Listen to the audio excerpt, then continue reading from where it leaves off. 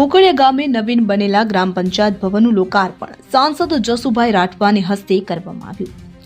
આજરોજ છોટાઉદેપુર તાલુકાના બોકડિયા જૂથ ગ્રામ પંચાયત સચિવાલયનું લોકાર્પણ કરવામાં આવ્યું હતું।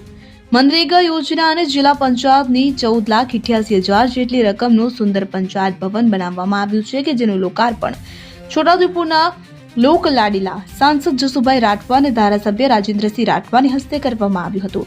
જ્યારે આ પ્રસંગે તેમની સાથે જિલ્લા પંચાયતના સદસ્ય ગુમાનભાઈ રાઠવા, લીલાબેન રાઠવા, તાલુકા પંચાયતો પ્રમુખ જયદીપભાઈ રાઠવા, તાલુકા વિકાસ અધિકારી દીપકભાઈ ચૌધરી તેમજ જિલ્લા ભાજપના ઉપપ્રમુખ દિનેશભાઈ રાઠવા, છોટાઉદેપુર ભાજપ તાલુકા પ્રમુખ રસિકભાઈ રાઠવા તેમજ તાલુકા અને જિલ્લાના ભારતીય જનતા પાર્ટીના આગેવાનો, હોદ્દેદારો અને ગ્રામજનો મોટી સંખ્યામાં ઉપસ્થિત રહ્યા હતા।